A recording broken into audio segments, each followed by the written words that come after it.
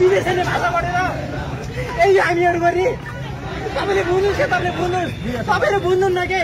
अनि बुझ्दै गर्नुहोस् तपाईँहरू नेतालाई ठोक्नुहोस् न नेतालाई ठोक्नुहोस् के यही हो हामीहरू भाषाबाट विदेश जाउँ अब तपाईँहरू यो देशमा जन्मेर एउटा सिकिन हामी सानो 1-2 कक्षादेखि भाषा पढाउनुहोस् के यस्तो गाह्रो पनि देश हुन्छ यसरी कसरी चल्छ भन्नुहोस् के तर नेतालाई ठोकिदिनुहोस् के नेतालाई केही हुने छैन 2-4 नेता मरेर के पनि नमारे केही हुनेवाला छैन यस्तो नै हुन्छ ठोकिदिनुहोस् गोली ठोक्नुहोस् हामी तयार छौँ 20-22 वर्षमा युवा नै हो हामीहरू पनि यही यो देश भनेको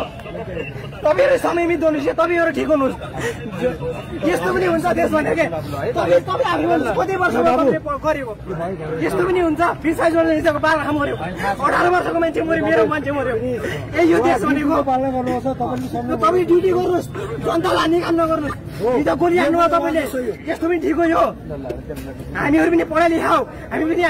ब्याचलर पढेर भइसकेका मान्छे हो टेक्निकल कुरा पढेर भइसक्या हौ हामी पनि स्किल पर्सन हो खै त देशमा खै त हामीलाई अवसर खै त कहाँ छ अवसर यी भाषा पढेर हिँड्ने हामी यहाँ भाषा पढेर हिँड्ने हो यो भाषा पढेर हिँड्ने हामी हो